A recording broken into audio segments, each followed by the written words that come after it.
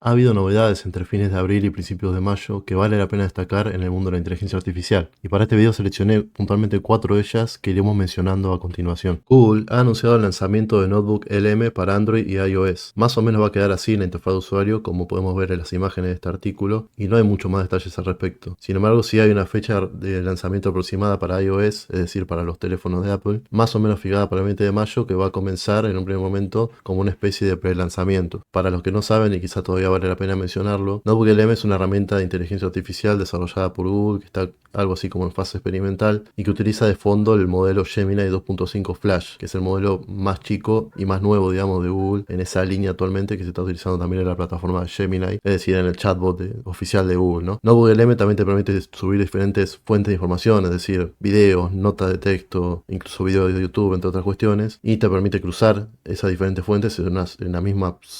plataforma, digamos, en formato texto, haciendo preguntas como en un chat, haciendo inclusive podcasts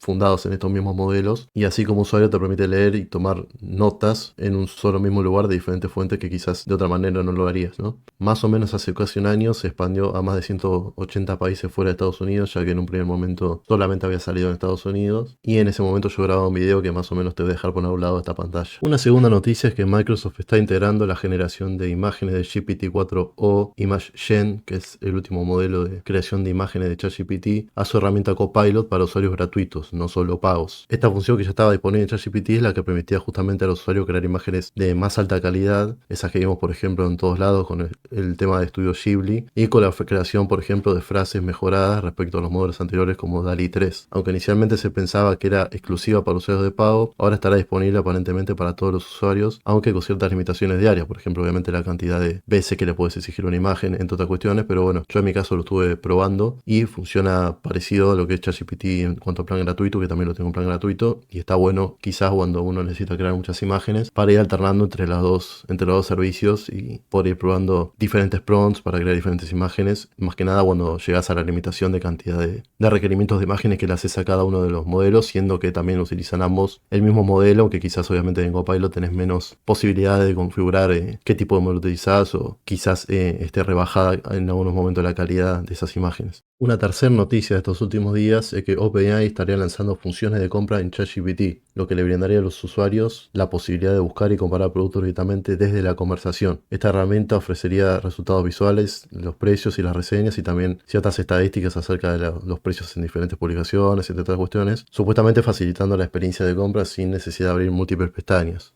Yo todavía no lo he probado, así que si les parece, comenten obviamente su experiencia, aunque lo he visto más todavía en usuarios, por ejemplo, de Estados Unidos, y no en casos de Latinoamérica, que es en mi caso, ni tampoco todavía lo he visto en casos de Europa, ya que ni siquiera sé si todavía esta función está disponible para todos los usuarios a nivel mundial, ¿no? Y por supuesto también ha habido algunas críticas que vienen de la mano de la degradación de la calidad de las búsquedas, debido a que obviamente OpenAI con esto se está tratando de meter a una manera la monetización de la plataforma, así como también lo hace de otras maneras, usando formas de marketing todo el tiempo en redes sociales y entre otras cuestiones que están encubiertas de quizás de simples charlas, y estar todo el tiempo como polemizando, por ejemplo, con el tema también de los saludos del chat o entre otras cuestiones, ¿no? Y como última noticia tenemos a Meta, que presentó su aplicación independiente de inteligencia artificial parecida a lo que es la de ChatGPT, Claude y otros modelos que tienen sus propias aplicaciones y chatbots, buscando justamente competir con ChatGPT. Obviamente no solo la generación de